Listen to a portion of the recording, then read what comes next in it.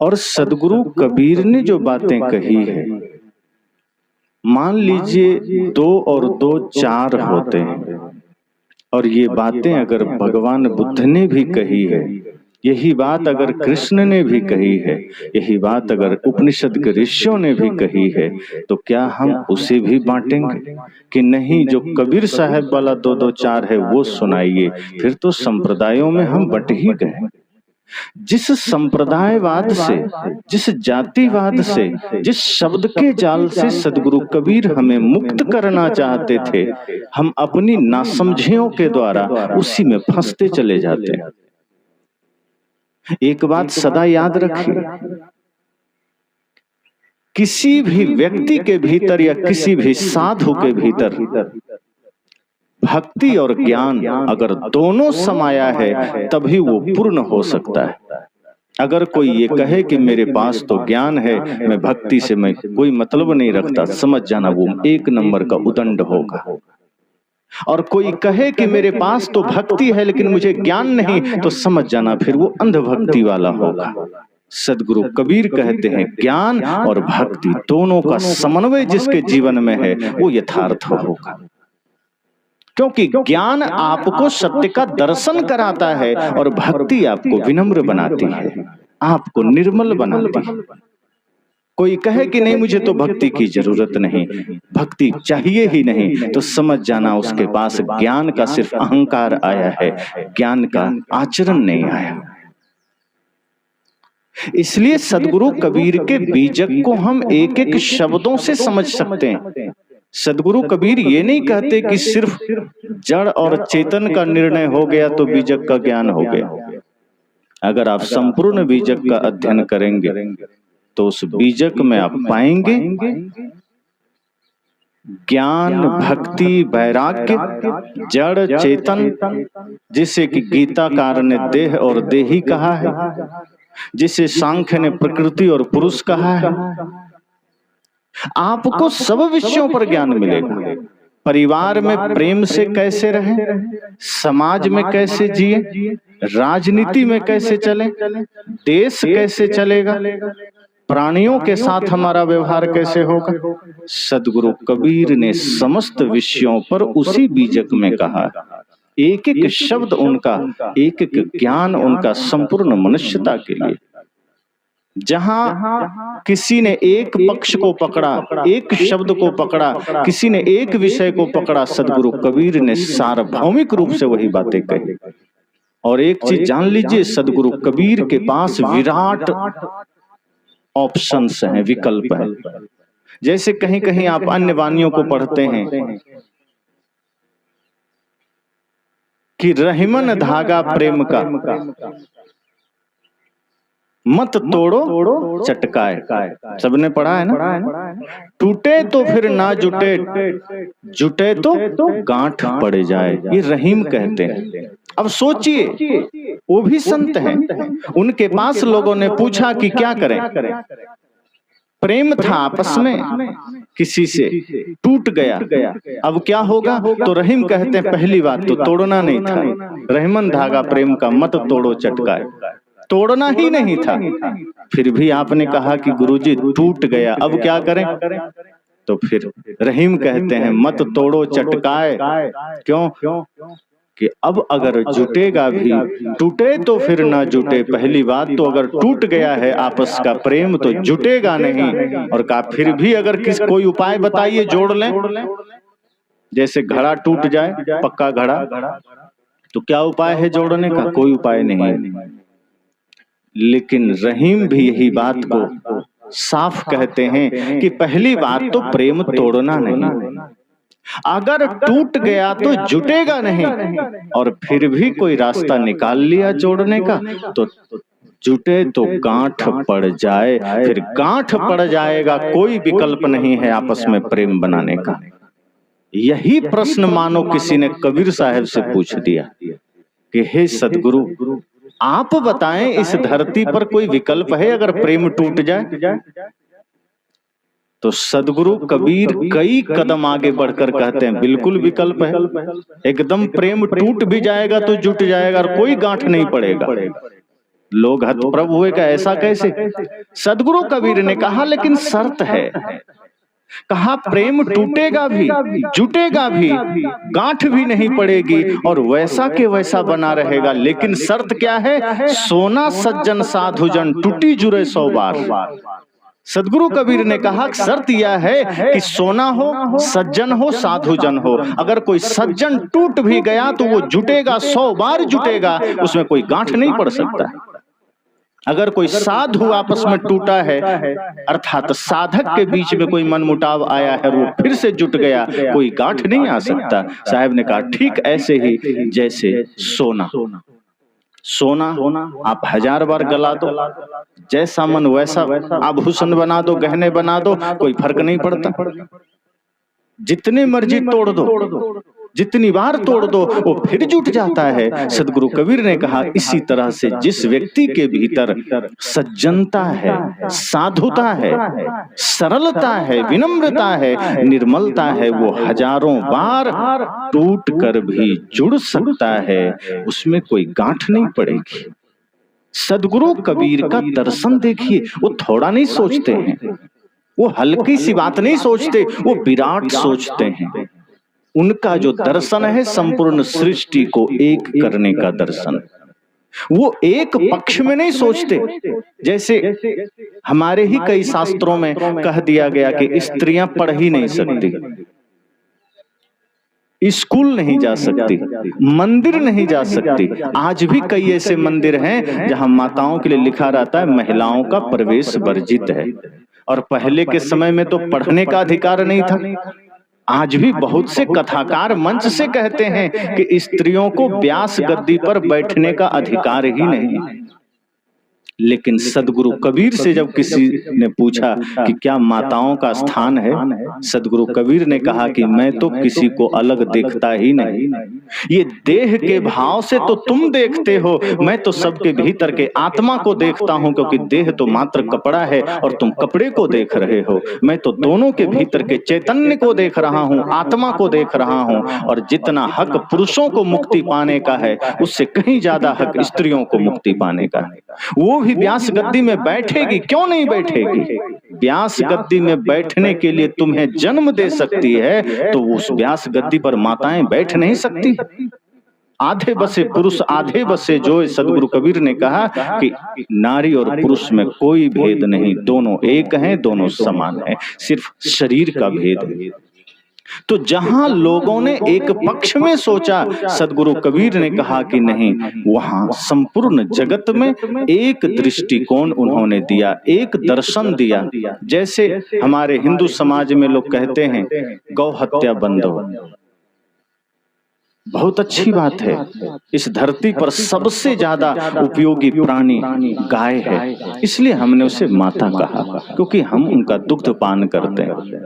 देशी गाय अगर है तो उसका संपूर्ण रूप से आप लाभ ले सकते हैं, इसलिए हम कहते हैं उसमें देवता का निवास है। क्योंकि उसका गोबर भी, मूत्र भी, दूध भी, दही भी, घी भी सब अमृत तुल्य माना गया है। और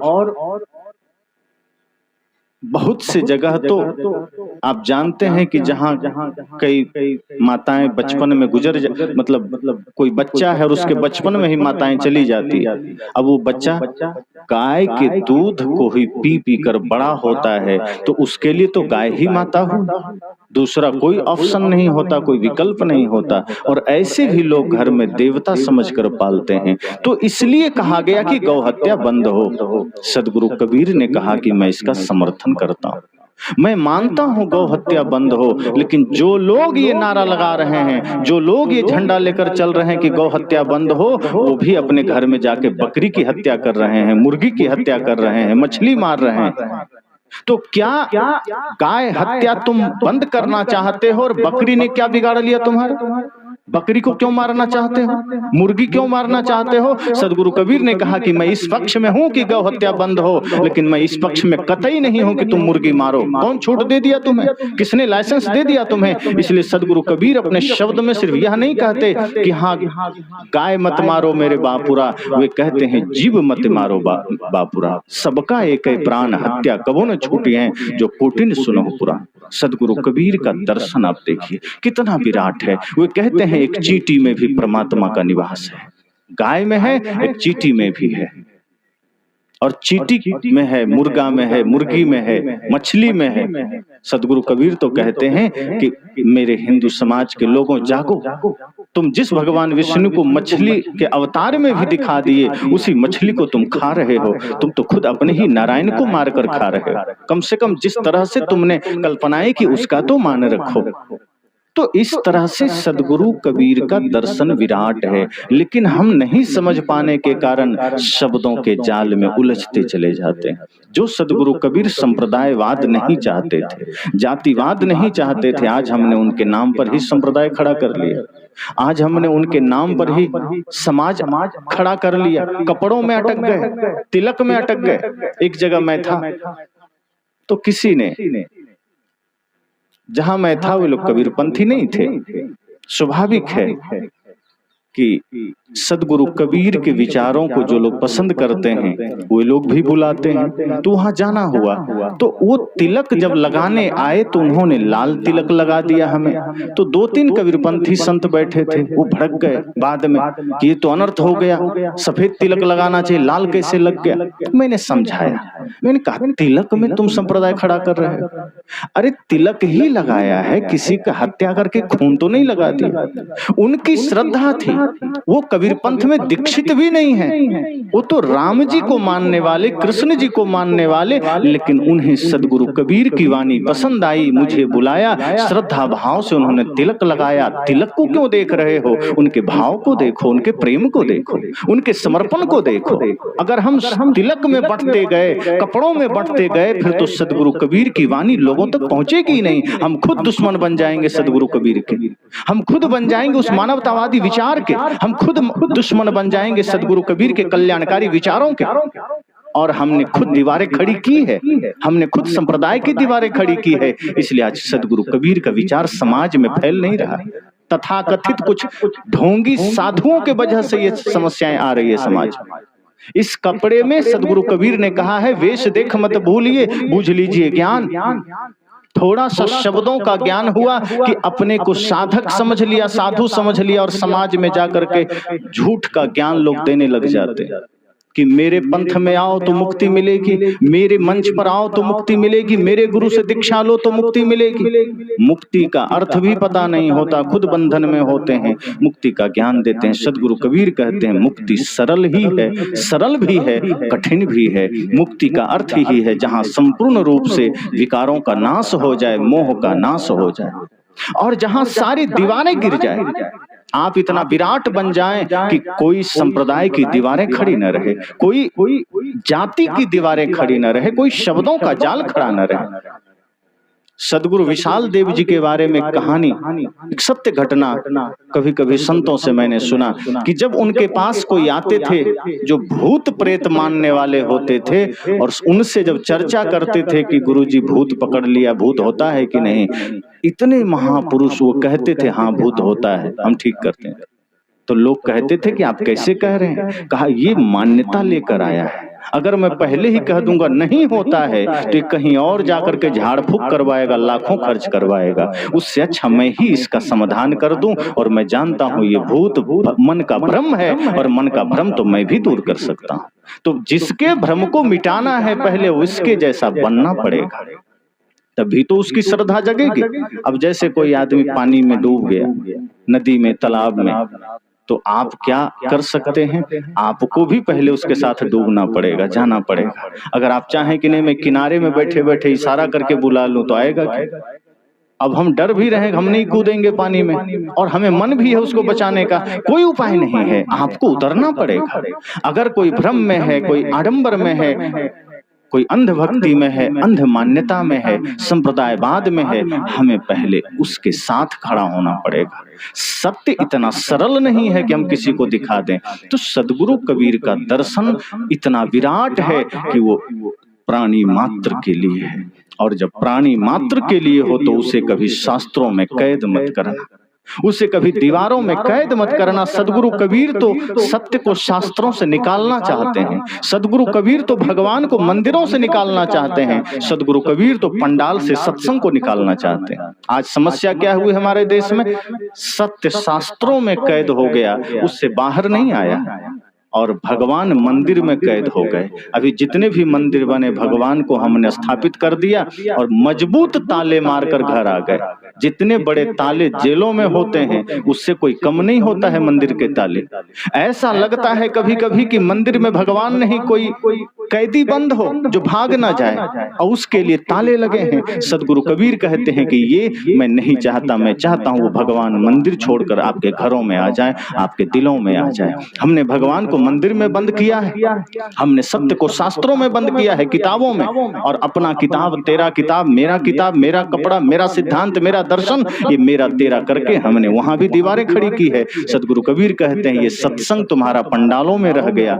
यहाँ से जब व्यक्ति घर जाता है वो रिक्त होकर जाता है, वो सत्संग लेकर नहीं जाता। साहब कहते हैं मैं चाहता हूँ पंडाल से सत्संग भी तुम्हारे घर तक जा सके, मैं चाहता हूँ ये शास्त्रों से सत्य तुम्हारे हृदय में जा सके, मैं चाहता हूँ मंदिर से मुक्त होकर के राम, कृष्ण, बुद्ध, महावीर, कबीर ये सब तुम्हारे आंगन में आ सके, तुम्हारे हृदय में आ सके। आज हमने राम को मंदिर में बंद किया, हमने कृष्ण को मंदिर में बंद किया, और गजब की बात है हमने कबीर साहब को भी मंदिर में बंद कर दिया।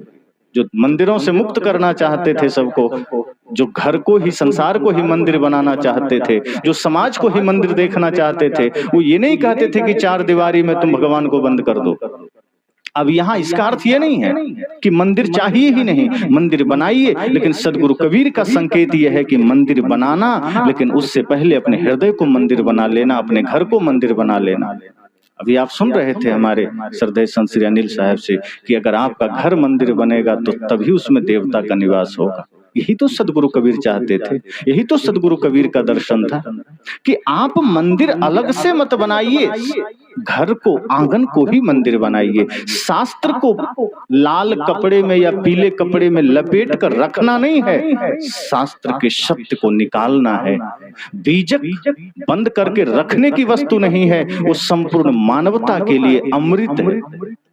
और इसी तरह से भगवान बुद्ध की वानियां हैं, इसी तरह से संत रैदास की वानियां हैं, इसी तरह से गुरु नानक देव की वानियां हैं, इसी तरह उपनिषद की वानियां हैं, इसी तरह गीता की वानियां। और जहां सदगुरु कबीर के विचारों में एकता नजर आए अन्य संतों के विचारों से, उन विचारों को मानने में ही हमारी भलाई है, हमारा कल्याण है।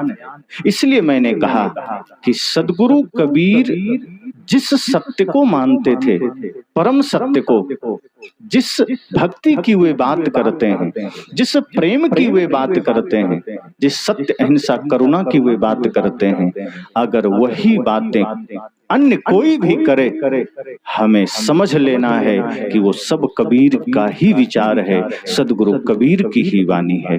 तो बीजक तो विराट ग्रंथ है। सदगुरु कबीर ने तो उसका अर्थ भी कह दिया कि बीजक बित्त बतावे जो बित गुप्ता हो। किसी ने पूछा कि बीजक है क्या चीज? बीजक की बड़ी चर्चा होती है, बहुत लोगों को तो बीजक का अर्थ भी पता